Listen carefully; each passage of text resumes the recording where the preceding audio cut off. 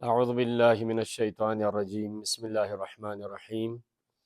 الحمد للہ رب العالمین والصلاة والسلام علی سیدنا محمد وآلہ الطیبین الطاہرین المعصومین واصحابہ المنتجبین اما بعد اللہم انی اسألک بہذا اليوم الذی جعلتہ للمسلمین عیدا۔ میں محمد جواد حافظی راہ ہدایت سیاچن ٹائمز کے پروگرام میں عید الفطر کے موضوع پر گفتگو کے لیے حاضر ہوا ہوں۔ میں ان کا شکر گزار ہوں۔ تو عید الفطر کے حوالے سے مختلف پہلو ہے۔ اس دن کے حوالے سے سب سے پہلے تو یہ ہے تمام عالم اسلام کو اس عید با سعادت کی مناسبت سے جو پروردگار عالم نے ہمیں یہ موقع فراہم کیا، تمام ملت مسلمہ کو عید کی مناسبت سے مبارکباد پیش کرتا ہوں، اور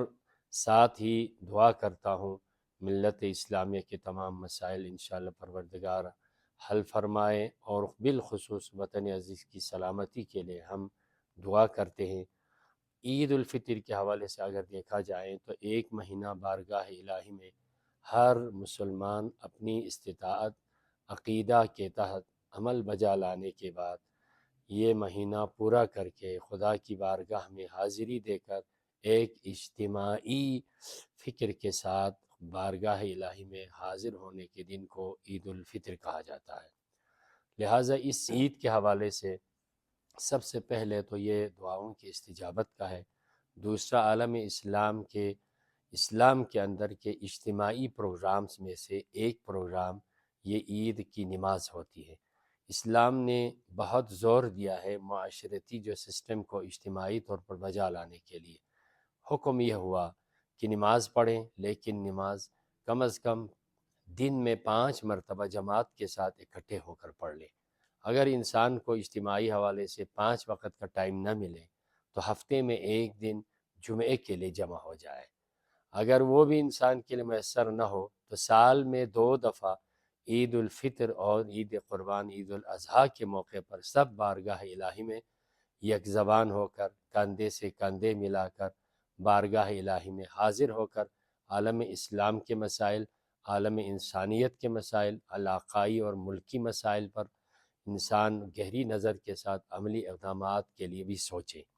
اگر انسان کے لیے سال میں 2 دفعہ بھی نہ ہو جائے، زندگی میں ایک بار مکہ مکرمہ میں جا کر حج کی صورت میں فرزندان توحید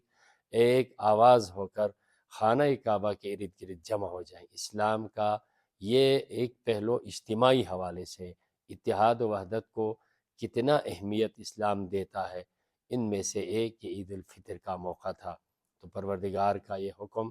ہمارے لیے اگرچہ خدا کی عبادت بھی ہے لیکن انسانوں کی بھلائی کا بھی ہے۔ عید الفطر میں جہاں خالق کو یاد کرنا ہے وہاں مخلوق کو فراموش نہیں کرنا ہم نے۔ کیوں؟ اس لیے آپ یہ دیکھیں جتنی بھی تاکید کی گئی ہے ماہ مبارک رمضان میں، اگر کوئی شخص پچھلے سال کا روزہ نہ رکھ پائے تو ایک روزہ جو انسان کے دورانیہ کم از کم 16-17 گھنٹوں تک پر مشتمل ہوتا ہے، اس روزے کے بدلے میں ایک فقیر کو ایک ڈنگ کا کھانا کھلائے تو پروردگار اس روزے کے کفارے کو مکمل کر دیتا ہے۔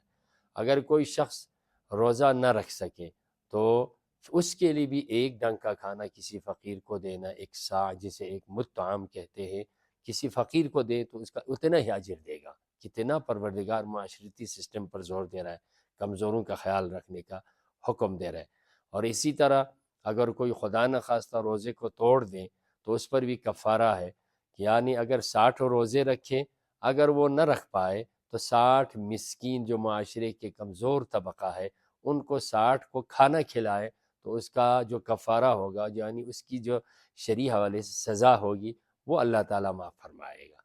اسی طرح جب روزہ پورا مہینہ رکھے گا تو روایات کے اندر ہے، لیکن آخر میں جو جسم کے اوپر واجب فرض روزے کو تو رکھ لیے، لیکن جب تک اس کا آخری جو فریضہ اور ایک ہے وہ زکوٰۃ فطرہ ادا نہ کرے تو اس کا روزہ لٹک کے رہے گا جب تک وہ زکوٰۃ فطرہ کسی غریب تک نہ پہنچائے۔ یہ بھی واجب قربتاً الی اللہ کی نیت سے معاشرے کے کمزور طبقے کو خیال رکھنے کا، معاشرتی سسٹم میں بیلنس اور برابری کا تصور اسلام میں کس حد تک ہے۔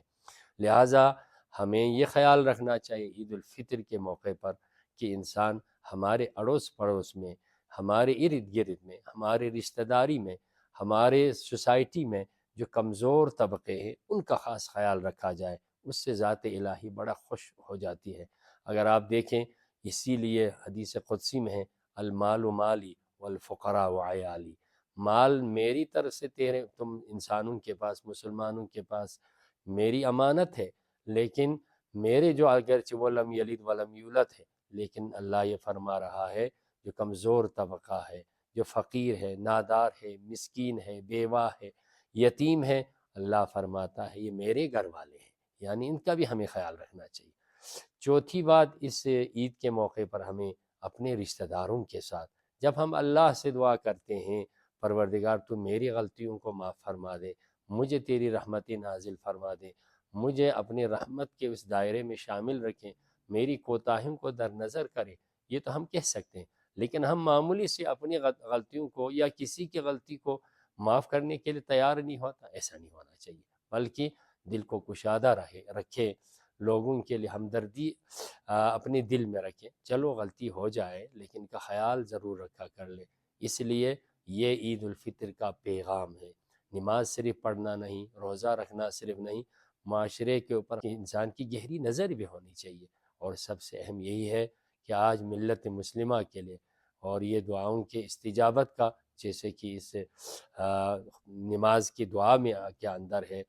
پروردگار تو نے تمام عالم اسلام کے لیے اس دن کو عید بنایا، عید قرار دیا، تو ہم تمہاری اس نعمت کو سامنے رکھ کر دعا کرتے ہیں عالم اسلام کے مسائل کو حل کر لے۔ ہر طرف سے مسلمانوں پر مظالم ڈھائے جا رہے ہیں، اس میں ہمارا چھوٹا سا حصہ تو یہ ہو سکتا ہے ہم ان کے لیے خیر خواہ بنیں اور اپنی دعاؤں میں شامل رکھیں، اور بالاخص وطن عزیز پاکستان کی سلامتی کے لیے یہ اسلام کا ایک بہترین مضبوط ترین قلعہ ہے، اللہ کی امانت ہے، اس نعمت کی قدر کرتے ہوئے ہمیں دعا کرنی چاہیے۔ عید کے حوالے سے مظلومین کو یاد رکھنا چاہیے، وطن کی سلامتی کے لیے دعائیں کرنی چاہیے، آپس میں اتحاد ہونے چاہیے، اور ساتھ ساتھ یہ بھی ہے اتحاد کے ساتھ معاشرے کے کمزور طبقے پر ہم میں سے ہر ایک کی نظر ہونی چاہیے، صرف نظر نہیں بلکہ اپنے جو حصے ہیں ان میں سے کچھ ان کے لیے بھی ہمیں دینا چاہیے۔ تو میں ایک بار پھر شکریہ ادا کرتا ہوں، انشاءاللہ انہی چند کلمات کے ساتھ آپ سے اجازت چاہوں گا۔ میں دعا کرتا ہوں سیاچن ٹائمز کے جو ممبران ہیں، جو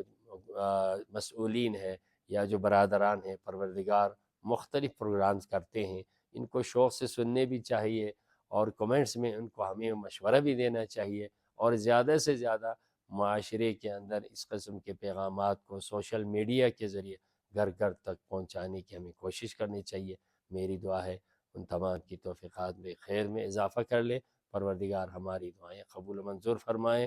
عالم اسلام کے مسائل کو پروردگار آسان بنا دیں، وطن عزیز کو ہر آفات سے محفوظ رکھیں۔ والسلام علیکم ورحمۃ اللہ وبرکاتہ۔